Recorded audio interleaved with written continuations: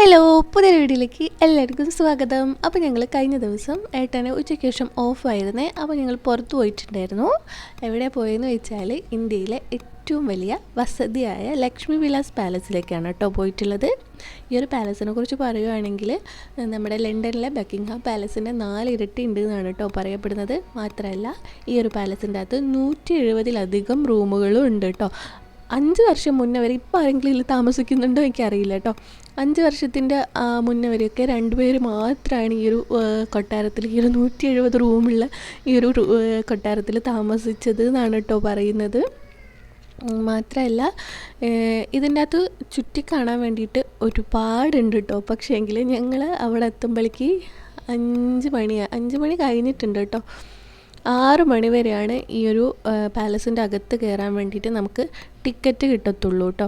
അപ്പോൾ ഞങ്ങൾ അകത്ത് കയറിയിട്ടുണ്ടായിരുന്നില്ല, പുറത്തുനിന്ന് എല്ലാം കണ്ടു. മാത്രമല്ല നമ്മൾ അകത്ത് കയറി കഴിഞ്ഞാൽ ഫോണോ ക്യാമറയോ ഒന്നും തന്നെ ഉപയോഗിക്കാൻ പാടില്ല.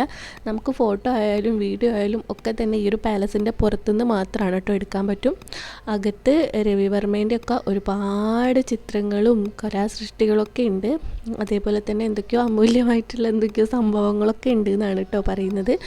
മാത്രമല്ല ഈ ഒരു കൊട്ടാരത്തിൽ ഉണ്ടായിരുന്ന കുട്ടികൾക്ക് ഇവിടെയൊക്കെ ചുറ്റിക്കറങ്ങാൻ വേണ്ടി മാത്രം ഇതിൻ്റെ ഉള്ളിൽ ഒരു ട്രെയിൻ സർവീസൊക്കെ ഉണ്ടായിരുന്നു. അതിൻ്റെ ഒരു ട്രെയിനിൻ്റെ അതൊക്കെ അതിൻ്റെ അപ്പുറത്തെ സൈഡിലുണ്ട് കേട്ടോ.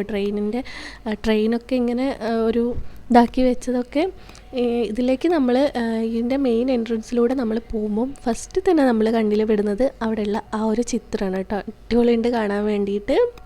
അപ്പം ഇവിടെ ഇപ്പം ഇവിടെ എന്താ രാധിക ഗാഡ്ഗെയോ അങ്ങനെ ഒരു പേരുള്ള ഒരാളാണ് കേട്ടോ ഇതിൻ്റെ ഒരു അധികാരി എന്ന് പറഞ്ഞിട്ട് ഇപ്പം ഉള്ളതെന്ന് തോന്നുന്നു കേട്ടോ. ഞാനങ്ങനെ യൂട്യൂബിലും അങ്ങനെ എവിടെയൊക്കെയോ കണ്ടിട്ടുണ്ട്. ഇപ്പോൾ മാറിയിട്ടുണ്ടോ എന്ന് എനിക്കറിയില്ല കേട്ടോ. അങ്ങനെ അതേപോലെ തന്നെ ഈ ഒരു കൊട്ടാരത്തിൻ്റെ ഗ്രൗണ്ടിൽ ഗോൾഫ്, അതേപോലെ തന്നെ ഇന്ത്യൻ ക്രിക്കറ്റ് അസോസിയേഷൻ്റെ എന്തൊക്കെയോ ഓഫീസൊക്കെ സ്ഥിതി ചെയ്യുന്നുണ്ട്. മാത്രമല്ല ഇതിൻ്റെ അകത്ത് തന്നെ ഒരു മ്യൂസിയം ഒക്കെ ഉണ്ട് കേട്ടോ. മ്യൂസിയത്തിലൊന്നും നമ്മൾ പോയിട്ടുണ്ടായിരുന്നില്ല. നമ്മൾ ഈ ഒരു ഇവിടെ നിന്ന് തന്നെ ചുറ്റിക്കറങ്ങി കണ്ടു. ഇതിൻ്റെ ഉള്ളിലും കയറിയിട്ടില്ല കേട്ടോ. ഉള്ളിൽ കയറണമെങ്കിൽ അവർ പറഞ്ഞത് കുറച്ച് നേരത്തെ വരണം. 1 മണിക്കൂർ കൊണ്ടൊന്നും നമുക്കിതിൻ്റെ ഉള്ളിലുള്ള മൊത്തമായിട്ട് കാണാൻ വേണ്ടിയിട്ട് പറ്റില്ല. 150 രൂപയാണ് കേട്ടോ ഇതിൻ്റെ ഉള്ളിൽ കിടക്കാൻ വേണ്ടിയിട്ട് ഒരാൾക്ക് ടിക്കറ്റ്. അപ്പം ഇത് ഇന്ത്യയിലെ തന്നെ ഏറ്റവും വലിയ വീടാണ് എന്നാണ് പറയുന്നത്.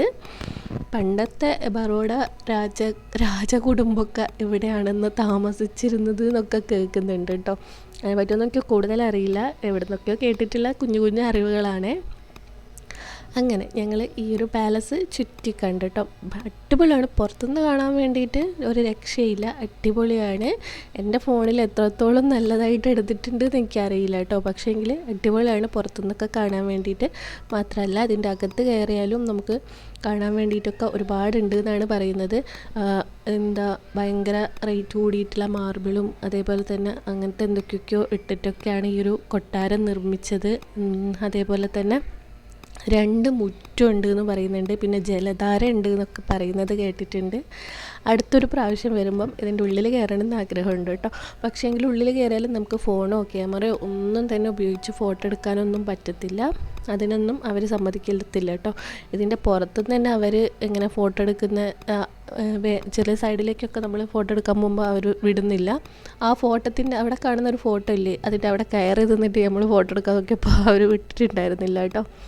ഇത് അടിപൊളിയുണ്ട് കാണാൻ വേണ്ടിയിട്ട്. അങ്ങനെ ഞങ്ങൾ കുറച്ച് അവിടെ നിന്നൊക്കെ തിരിഞ്ഞ് കളിച്ചിട്ട് നേരെ പോയത് നമ്മുടെ സയാജി പാർക്കിലേക്കാണ് കേട്ടോ. സയാജി സൂ ഉണ്ട് അവിടെ, മ്യൂസിയം ഉണ്ട്, പാർക്കും ഉണ്ട് കേട്ടോ. അപ്പം സൂ ആയാലും മ്യൂസിയം ആയാലും 5 മണിക്ക് ക്ലോസ് ആവും. സൂവിൽ ഞാൻ ഒരിക്കലും പോയിട്ടുണ്ട്, ഒരിക്കലല്ല 2 വട്ടം പോയിട്ടുണ്ട്. പിന്നെ ഞങ്ങൾ സയാജി പാർക്കിലാണ് കേട്ടോ പോയിട്ടുണ്ടായിരുന്നത് നച്ചുവിന് കളിക്കാൻ വേണ്ടിയിട്ട്. അവളെ ഞങ്ങൾ മിക്കവാറും പല ഏട്ടനും ഓഫുള്ള ദിവസങ്ങളിലൊക്കെ അവിടെ കൊണ്ടുപോകാറുണ്ട് കേട്ടോ. അവിടെ വലിയൊരു കുഞ്ഞുങ്ങൾക്ക് കളിക്കാൻ വേണ്ടിയിട്ടുള്ള വലിയൊരു സ്ഥലമൊക്കെ ഉണ്ട്. അപ്പം ഇതാണ് കേട്ടോ സയാജി പാർക്ക്.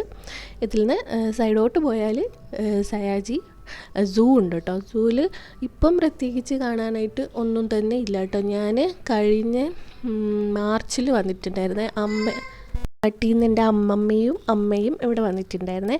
അപ്പം അവരെ കാണിക്കാൻ വേണ്ടിയിട്ട് കൊണ്ടുവന്നപ്പം ഇവിടെ കാണാൻ വേണ്ടിയിട്ടൊന്നും ഉണ്ടായിരുന്നില്ല ഈ ഒരു പാർക്കിൽ. അതേപോലെ തന്നെ ഈ ഒരു സയാജി പാർക്കും സയാജി അതൊക്കെ ചുറ്റി കാണാൻ വേണ്ടിയിട്ട് ഇവിടെ ഒരു ഇങ്ങനത്തെ ഒരു ട്രെയിൻ സർവീസൊക്കെ ഉണ്ട് കേട്ടോ. ഞങ്ങൾ മുന്നേ വന്നപ്പം കയറിയിട്ടുണ്ടായിരുന്നേ. ഇതിങ്ങനെ ഈ ഒരു ഫുൾ സ്ഥലം മൊത്തത്തിൽ ഇങ്ങനെ കറങ്ങിയിട്ട് കൊണ്ടുപോകും കേട്ടോ. അങ്ങനെ പിന്നെ ഞങ്ങൾ അവളെ അവിടെ കളിക്കാൻ വേണ്ടിയിട്ട് കൊണ്ടുപോയി കേട്ടോ. അവിടെ നിന്നാകുമ്പം അവൾ കുറേ സമയം ഇരിക്കും. ഇവിടെ വന്ന് അവൾക്ക് ഭയങ്കര സന്തോഷം. കുറേ കുട്ടികളും ഉണ്ടാവും. അതേപോലെ തന്നെ കളിക്കാൻ വേണ്ടിയിട്ട് ഒത്തിരി ടോയ്സും കാര്യങ്ങളും ഒക്കെ ഉണ്ട് കേട്ടോ. സ്ലൈഡും ഒക്കെ ഉണ്ട്, ജൂലയൊക്കെ ഉണ്ട്. അങ്ങനെ കുറച്ച് സമയം ഞങ്ങൾ അവിടെയും ചിലവഴിച്ച് പിന്നെ ഞങ്ങൾ നേരെ പോയത് വീട്ടിലേക്കാണ് കേട്ടോ. വീട്ടിലേക്ക് പോകുന്ന വഴി ഒരു പാവ് ബജി കഴിക്കാമെന്ന് വിചാരിച്ച് കുറേ സ്ഥലങ്ങളൊക്കെ നോക്കി. പക്ഷേ എങ്കിൽ നേരത്തെ ആയതിനെക്കൊണ്ട് ഇവിടെ അധികം ഇങ്ങനത്തെ കുഞ്ഞു കുഞ്ഞു തട്ടുകടയൊക്കെ തുറക്കുക രാത്രി ആകുമ്പോഴാണ് കേട്ടോ. ഒരു 7 മണിയൊക്കെ ആകുമ്പോഴേക്കാണ് അവർ സ്റ്റാർട്ട് ചെയ്യുക. അപ്പം ഞങ്ങൾ 2-3 കടയിൽ പോയപ്പം അവിടെ അവർ തുടങ്ങുന്ന ഉള്ളിയും കാര്യങ്ങളൊക്കെ മുറിച്ചിടുന്നുണ്ടായിട്ടുണ്ടല്ലോ.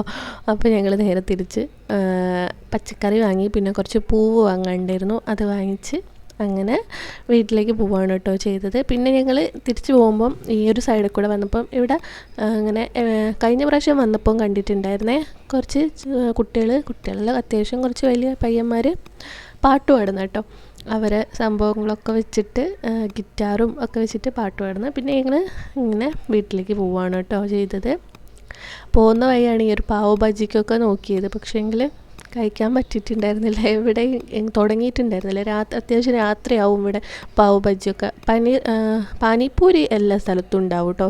പക്ഷേങ്കിൽ എനിക്കിപ്പോൾ പാനിപ്പൂരി ഇഷ്ടമല്ല. ആദ്യം ഭയങ്കര ഇഷ്ടമായിരുന്നു, ഇപ്പം പാനിപ്പൂരി ഇഷ്ടമല്ല. അങ്ങനെ പിന്നെ ഇപ്പം മകരസംക്രാന്തിൻ്റെ ഭാഗമായിട്ട് കൈറ്റ് ഫെസ്റ്റിവൽ ഉണ്ടാവുമല്ലോ. കൈറ്റ് ഫെസ്റ്റിവലിൻ്റെ പട്ടത്തിൻ്റെ ഇതാണ് കേട്ടോ. ഫുള്ള് പട്ടത്തിൻ്റെ കളക്ഷൻസും കൊണ്ടുള്ള സംഭവങ്ങളാണ്. പല നിറത്തിലും പല ഇതിലുള്ള പട്ടങ്ങളാണ് കേട്ടോ. കഴിഞ്ഞ പ്രാവശ്യം ഈ ഒരു സമയത്ത് 5-6 പട്ടം ഒരുമിച്ച് വാങ്ങിയിട്ടുണ്ടായിരുന്നേ. അത് ഞാൻ ആ ടൈമിൽ ഞങ്ങൾ പറത്തിയിട്ടുണ്ടായിരുന്നില്ല. അതിപ്പോഴും വീട്ടിലുണ്ട്. അപ്പോൾ ഞങ്ങൾ പുതിയ പട്ടമൊന്നും വാങ്ങിച്ചിട്ടുണ്ടായിരുന്നില്ല. പട്ടവും അതേപോലെ തന്നെ പട്ടം മുകളിലോട്ട് പോകുമ്പോൾ ഇവർ പീപ്പി വിളിക്കും.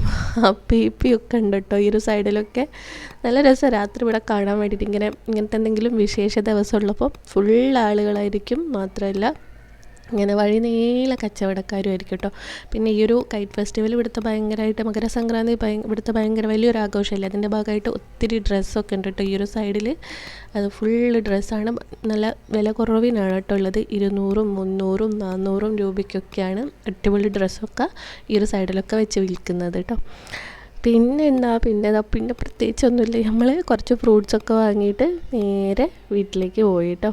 അപ്പം ഇന്നത്തെ വീഡിയോ എല്ലാവർക്കും ഇഷ്ടമായി എന്ന് വിചാരിക്കുന്നു. ഇഷ്ടമായിട്ടുണ്ടെങ്കിൽ വീഡിയോ തീർച്ചയായിട്ടും ലൈക്ക് ചെയ്യണം, ഷെയർ ചെയ്യണം, സബ്സ്ക്രൈബ് ചെയ്യണം. അതേപോലെ തന്നെ ഈ ഒരു വീഡിയോ മറക്കാണ്ട് ലൈക്ക് ചെയ്യണം കേട്ടോ. ആ ഒരു കാണുന്നത് പട്ടത്തിൻ്റെ നൂലുണ്ടാക്കുന്നതാണ് കേട്ടോ.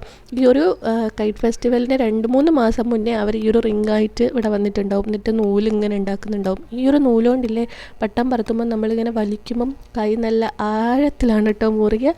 ഞങ്ങൾ ഫസ്റ്റ് ടൈം ഇവിടെ വന്നപ്പം ഏട്ടൻ്റെ കൈ 2-3 സ്ഥലത്ത് നല്ലോണം മുറിഞ്ഞിട്ടുണ്ടായിരുന്നേ. അപ്പം ഇത്രയേ ഉള്ളൂ.